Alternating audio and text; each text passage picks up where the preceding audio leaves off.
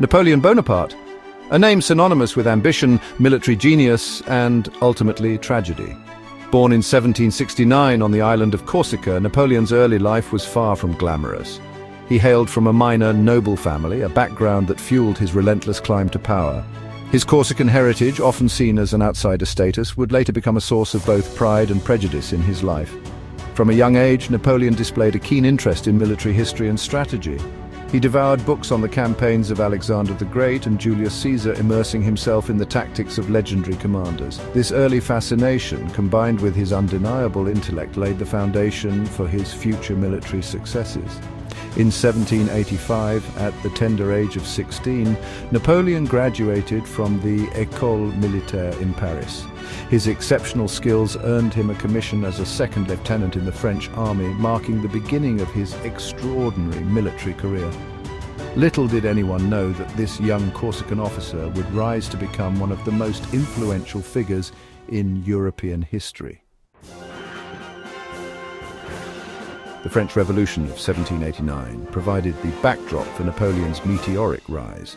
France, engulfed in turmoil, presented both danger and opportunity.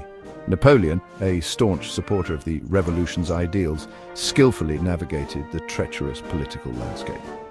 His military talents quickly became apparent. He rose through the ranks, securing crucial victories for the fledgling French Republic. The Siege of Toulon in 1793, where his innovative artillery tactics dislodged British forces, cemented his reputation as a brilliant military mind. The Italian campaign of 1796–97 showcased Napoleon's strategic genius on a grander scale. He outmaneuvered and defeated Austrian armies, securing a string of victories that astonished Europe. His victories not only expanded French territories, but also fueled his growing popularity among the French people. Napoleon was no longer just a skilled general, he was becoming a national hero. By 1799, Napoleon Bonaparte was the most powerful man in France. His military victories had secured his position, and his popularity with the army and the public was unmatched. In November of that year, he seized power in a coup d'état, effectively ending the French Revolution. Napoleon wasted no time in consolidating his authority. He established himself as first consul, a position that granted him near absolute power. His ambition, however, extended beyond mere political control. He desired to legitimize his rule and establish a dynasty that would secure his legacy. In 1804, Napoleon crowned himself Emperor of the French in a lavish ceremony at Notre Dame Cathedral. This act, while controversial, marked the culmination of his remarkable ascent. The former Corsican outsider was now the undisputed ruler of France, poised to reshape the destiny of Europe. Napoleon's impact extended far beyond the battlefield. He was a man of action, driven by a desire to modernize France and secure his place in history. One of his most enduring legacies was the Napoleonic Code, a comprehensive legal system that revolutionized French society. The Napoleonic Code, enacted in 1804, replaced the patchwork of feudal laws that had governed France for centuries. It established the principles of equality before the law, religious tolerance, and the protection of property rights. These reforms, while significant in the French context, also had a profound impact on other European countries. Napoleon's reforms extended to other areas as well.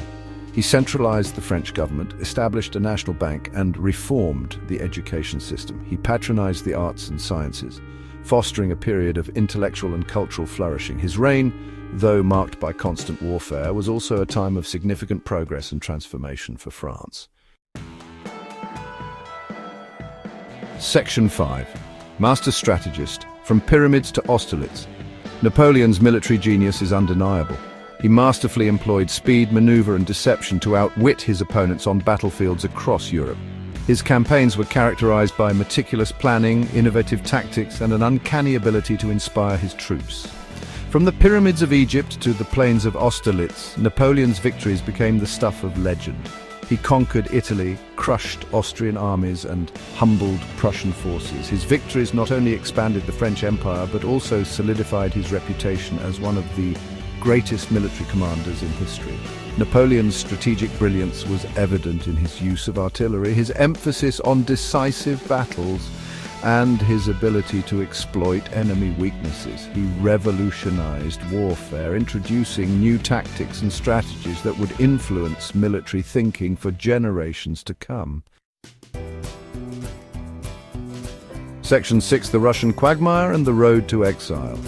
Napoleon's ambition, however, proved to be his undoing. In 1812, he embarked on a disastrous invasion of Russia. The campaign, plagued by logistical problems, fierce resistance, and a brutally cold winter, decimated the French army. The retreat from Russia was a harrowing ordeal. Napoleon's once mighty army was reduced to a shadow of its former self, ravaged by hunger, disease, and relentless attacks. The disaster in Russia marked a turning point in Napoleon's fortunes. His enemies, sensing weakness, united against him. In 1814, Napoleon's empire crumbled. He was defeated by a coalition of European powers and forced to abdicate. He was exiled to the island of Elba, a small and remote island off the coast of Italy. His reign, once thought to be invincible, was over. Or so it seemed. Section 7.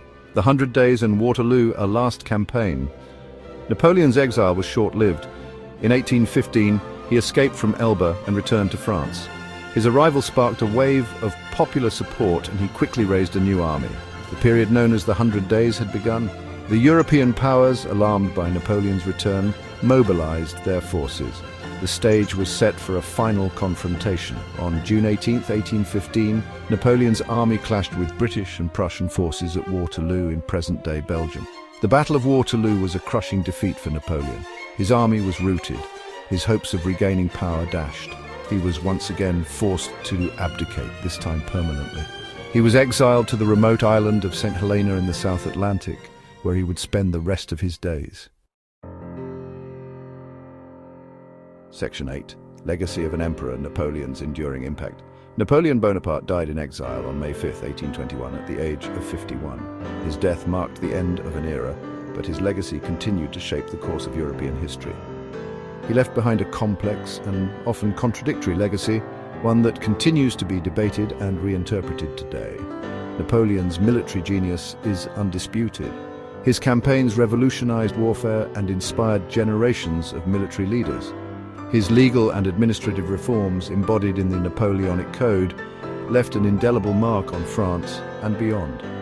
However, Napoleon's reign was also marked by war, conquest, and authoritarianism. His ambition led to the deaths of millions and plunged Europe into decades of conflict. His legacy is a reminder that even the most brilliant and transformative figures can be deeply flawed.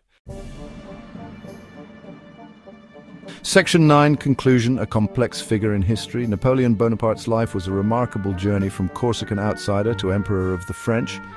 He was a military genius, a skilled administrator, and a charismatic leader who left an indelible mark on history. His story is a tale of ambition, triumph, and ultimately tragedy. It is a reminder of the transformative power of individuals, but also of the dangers of unchecked ambition and the enduring consequences of war.